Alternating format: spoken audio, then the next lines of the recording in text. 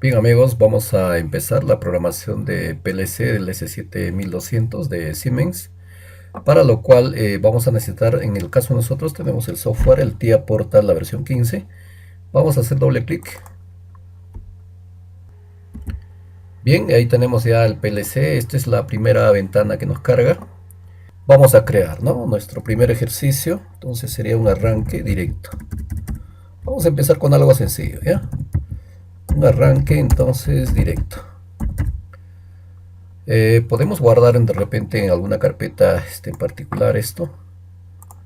Yo lo voy a guardar acá de mi unidad de.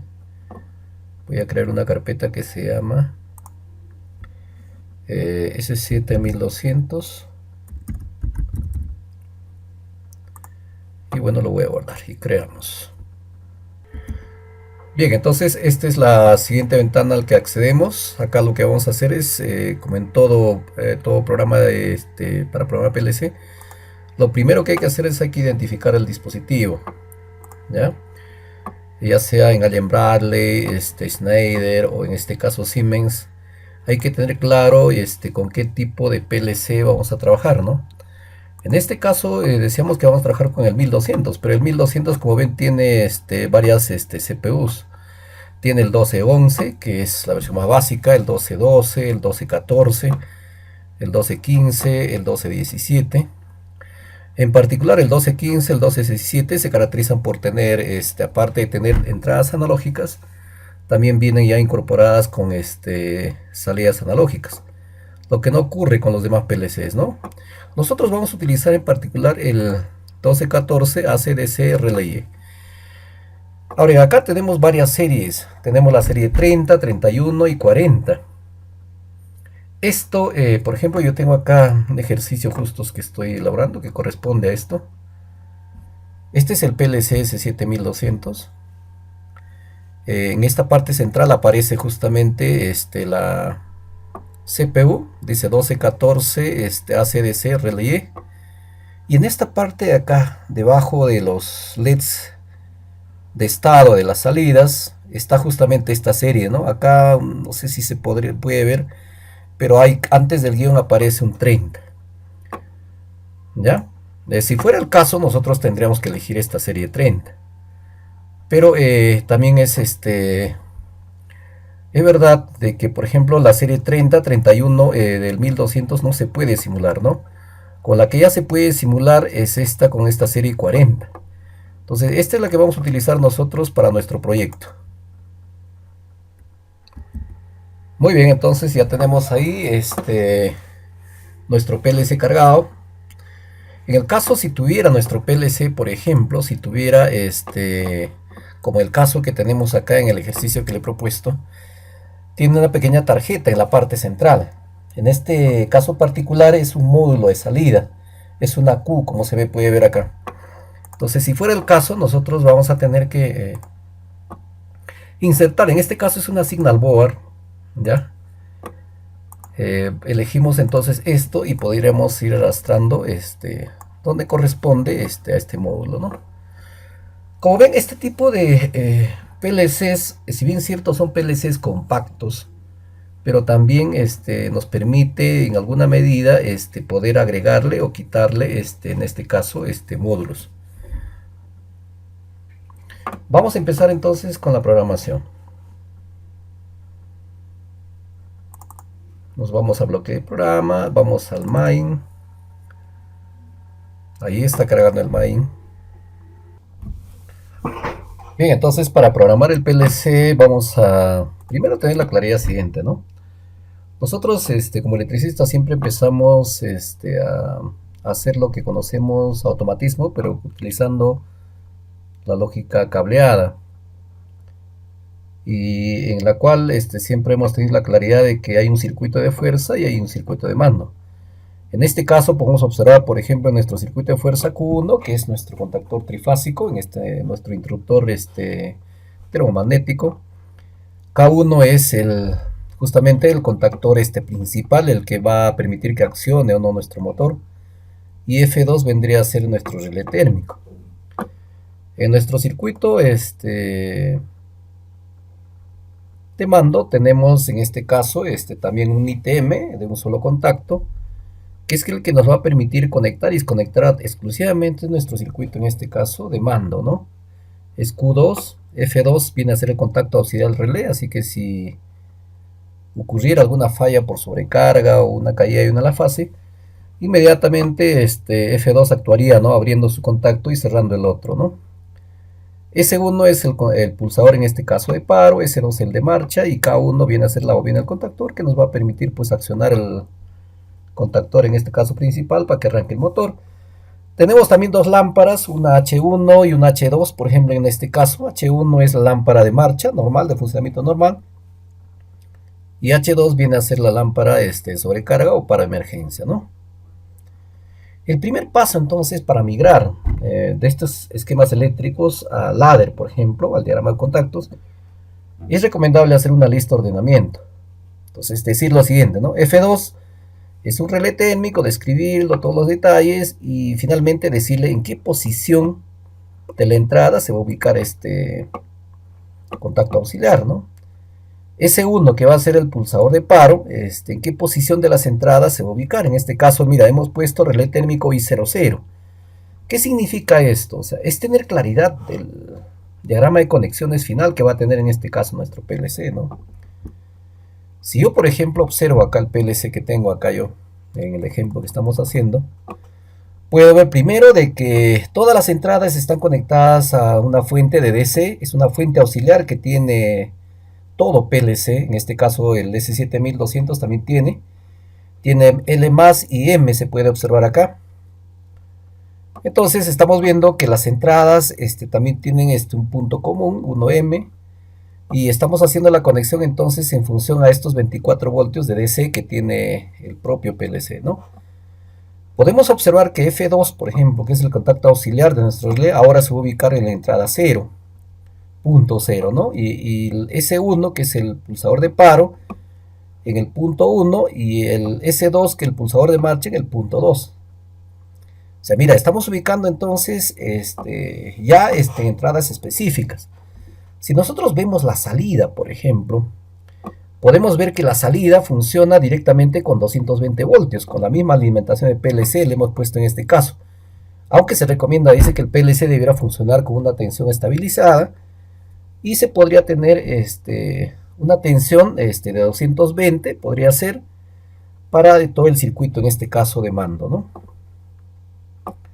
Se puede observar, por ejemplo, que a la salida 0, punto 0 está conectado K1, al punto 1 está conectado H1 y al punto 2 está, ¿qué cosa? H2. ¿Qué significaría esto entonces? Que nuestra lista de ordenamiento quedaría de la siguiente manera, ¿no? F2, que es el relé térmico, ahora ocuparía la posición 0 del relé, o sea, la entrada 0 y 00, en este caso el operando. El pulsador de paro sería el I01 y el pulsador de marcha sería I02 y así los demás dispositivos en el caso de las entradas y salidas, ¿no? Entonces, teniendo claro esto, nosotros podemos hacer ya nuestro circuito, en este caso el ladder. La diferencia entre el diagrama, el circuito eléctrico y en este caso ladder, es de que en nuestro diagrama, por ejemplo, siempre empezábamos el circuito de arriba para abajo, ¿no? Empezábamos, ve, de arriba, empezaba ahí justamente el contacto, en este caso del ITM, luego venía relé térmico, el pulsador de paro y el de marcha y así, ¿no? En el caso del ladder, es como si estuviéramos haciendo un esquema, en este caso de izquierda a derecha. Entonces colocamos un contacto, otro contacto y en este caso nuestra bobina, y acá hacemos el autosostenimiento, ¿no? Que se tiene también. Acá le podemos poner entonces relé, vamos a ponerle con minúscula. Acá le podríamos poner pulsador de paro. Acá le podríamos poner entonces pulsador de marcha. Y esto sería nuestro contactor, ¿no? Y acá también sería el contacto auxiliar del contactor. Tendríamos que hacer, en el mismo escalón podríamos ir haciendo también, en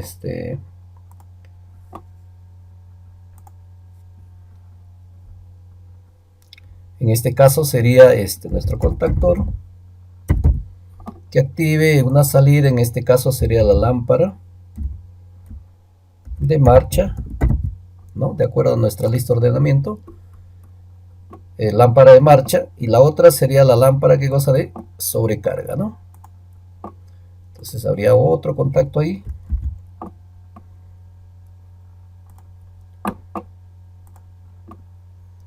Que nos active la lámpara, en este caso lámpara de sobrecarga, ¿no? Y el que tendría que activar tendría que ser el relé, ¿cierto? Al relé le estamos diciendo, al trato de definir ya la instrucción, le estamos diciendo que va a ocupar en este caso la entrada I00. Al pulsador de paro, en este caso, le vamos a asignar la entrada I01. Al pulsador en marcha, la entrada en este caso I02. Y en este caso nuestro contactor, de acuerdo a nuestra lista de ordenamiento, entonces sería la salida Q00. Nuestra lámpara de marcha, al definir la variable, estaríamos ubicándolo en la salida Q01.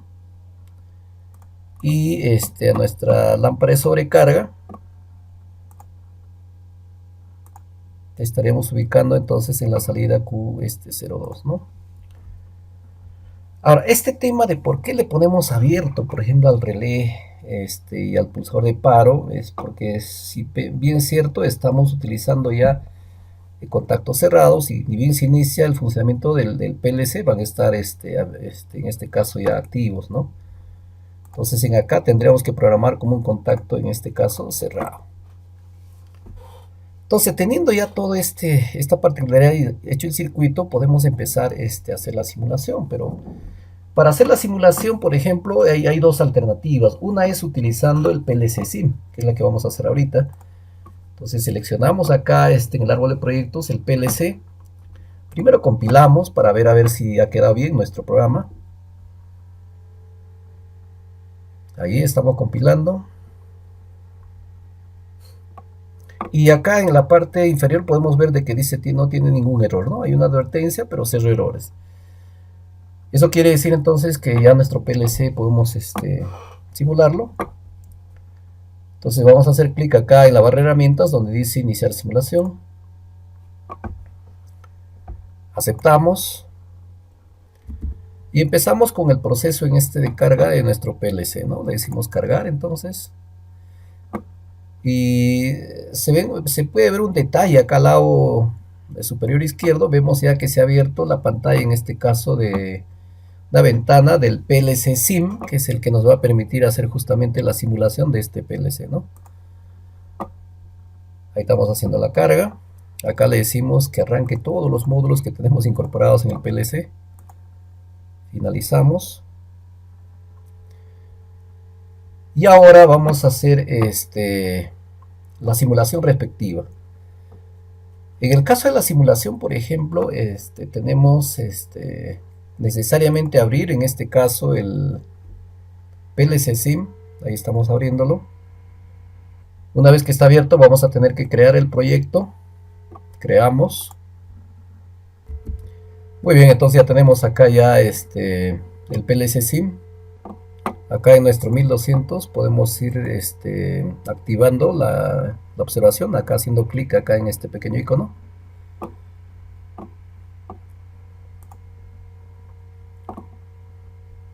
Y acá, bueno, está cargando en este caso el PLC Sim. Acá podemos ver un detalle importante, ¿ve? Que en este caso, si yo quisiera arrancar en este caso mi contactor, o que llegue la corriente al contactor, que está señalizado con color verde, necesariamente tendría que tener activo el relé de paro y lógicamente el de marcha, ¿no?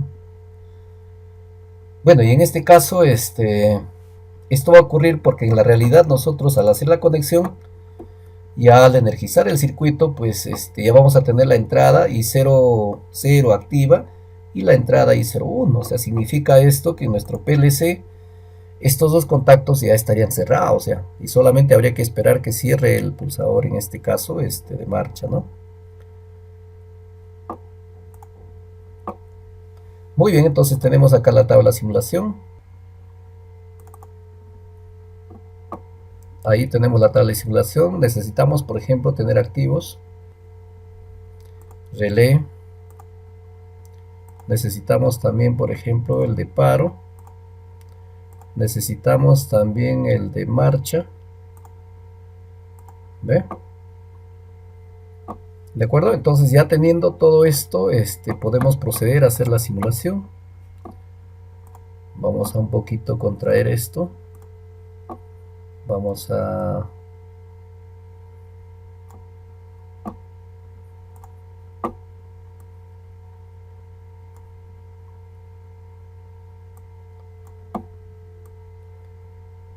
Ahí podríamos hacer, ¿ver? Entonces yo voy a activar, por ejemplo, en este caso el relé.